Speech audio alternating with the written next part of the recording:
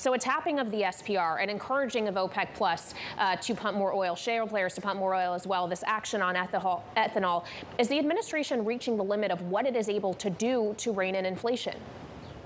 Well, everything is on the table, and I'm glad you brought up the ethanol 15 announcement coming later today. This is something that, according to, I think, pretty widespread analysis, could reduce the price at the pump and stations that sell E15 by about 10 cents a gallon. We also know that upon the release of the SPRO barrels, strategic reserve barrels, that the price of oil has come down about 10%, and we've seen about an 11 cent per gallon decline in retail gas prices at the pump. Now, I want to be clear. This remains a global price, as same with food. These are global commodities. So I'm not saying that the release or the E15 announcement are the only factors going on, but they're certainly helping to push in the right direction to ease pressures on the American people. Jared, history doesn't have a particularly good track record of showing that trying to control prices works. Is the White House trying to control prices here? And what do you think your chances of success are? Yeah, that's a totally fair question. No, we are not trying to control prices. What we're trying to do, and you can see this in so many of our different policy agenda items, whether it's near, medium, or long term, is to bring up the economy's supply to better align with the economy's demand. This inflation that we've been going through is very simply, and I think clearly understood, as extremely strong demand, both in labor and product markets, hitting inadequate supply.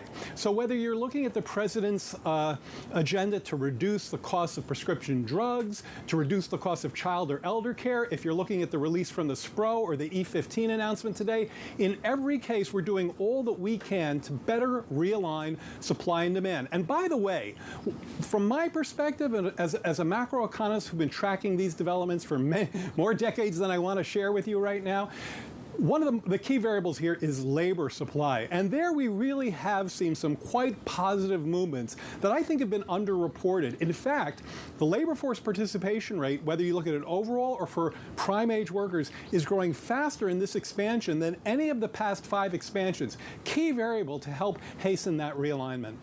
Well, when we're talking about the realignment of supply and demand, the administration has time and again pointed to the Federal Reserve and its role in reining in demand through the mechanism of interest rate hikes, through the mechanism of quantitative tightening. Is the administration happy to see potentially a higher unemployment rate, potentially slower growth, if not an outright recession, if it does indeed bring down inflation pressure and higher prices that the American people are facing? I mean, we've been touting just how low the unemployment rate is and how at 3.6% we're a tick above where we were pre-pandemic, and how quickly we've gotten here thanks in part to the American Rescue Plan, which by putting checks in pockets and shots in arms has helped us get to this very tight labor market. So that's something that we consider an absolutely invaluable asset to working Americans. Now, if you look at forecasts, not just ours, take Goldman Sachs. I follow their forecast pretty closely.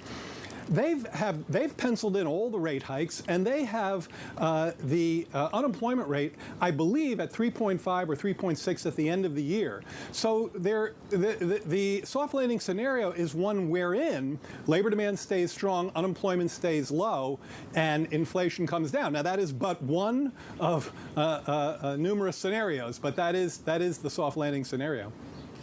Yeah, they've still got inflation pretty elevated at the year end.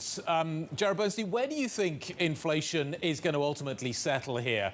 Would the White House be comfortable with an above 2% inflation rate? Do you think the American people would be comfortable with an above 2% inflation rate? Great question. So first of all, let's talk about the forecast for a second, because you're right.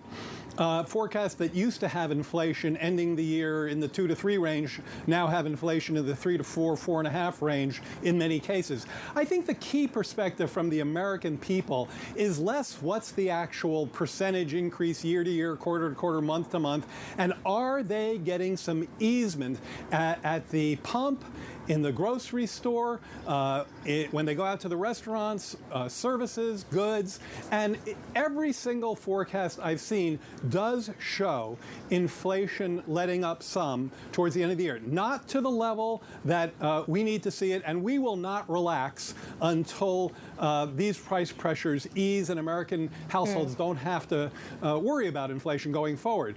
But the fact that this isn't just the first derivative story, it's the second derivative story. We have to see the pace at which inflation is rising. That should be decelerating by the end of the year, according to these forecasts, and I believe that will be a positive development should it materialize. We can't sit here and hope that that happens. We have to do everything we can to make sure it happens.